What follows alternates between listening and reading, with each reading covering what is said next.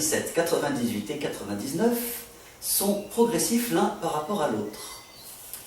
Dans le numéro 97, vous allez étudier le deuxième doigt collé au premier, donc à un demi-ton du premier doigt. Lorsque vous aurez des sauts de doigts à faire, par exemple du premier au troisième doigt, vous aurez un soupir, ce qui vous laissera le temps de préparer le doigt. Dans l'exercice numéro 98, vous aurez un petit peu moins de soupirs. Vous devrez vous habituer plus à passer directement d'un doigt à l'autre, en particulier dans les sauts de doigts, et vous avez quelques blanches. Donc cet exercice vous propose d'autres mélanges de doigts pour bien vous habituer au demi-ton, et vous révisez aussi les doigts sur la corde de Ré. Au niveau de l'archet, cet exercice va bien vous aider à travailler du talon au milieu et du milieu au talon. Souvent, c'est la partie de l'archet que l'on aime le moins. L'exercice 99, et c'est un exercice que je vais vous jouer, cette fois-ci, vous n'avez plus de soupir, vous êtes obligé de passer directement, comme pour les autres cordes de la et mi que vous avez déjà joué, du premier au troisième, ou de la corde à vide au deuxième doigt, ou même du deuxième doigt au quatrième doigt.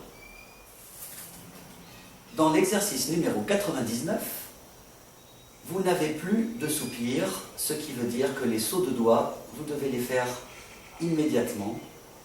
Passer du premier au troisième, ou de la corde à vide au deuxième doigt, ou du deuxième doigt au quatrième doigt.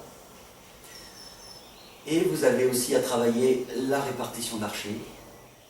Je vais vous jouer cet exercice numéro 99 au tempo final, tel que vous devez pouvoir le jouer une fois travaillé.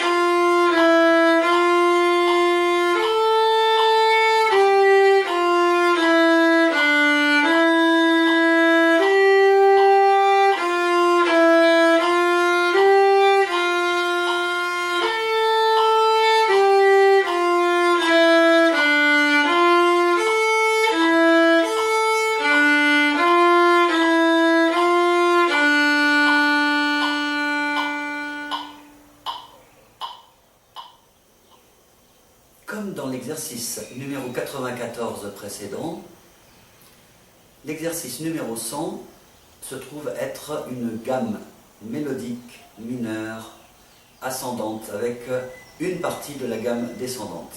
Comme précédemment, il manque juste une note dans la gamme descendante que vous n'avez pas encore étudiée. Je vais vous jouer cette gamme de Ré mineur au tempo auquel vous devez pouvoir le jouer une fois que vous l'avez travaillé. Donc attention, une partie des deuxièmes doigts est collée au premier doigt et une autre partie est séparée du premier doigt.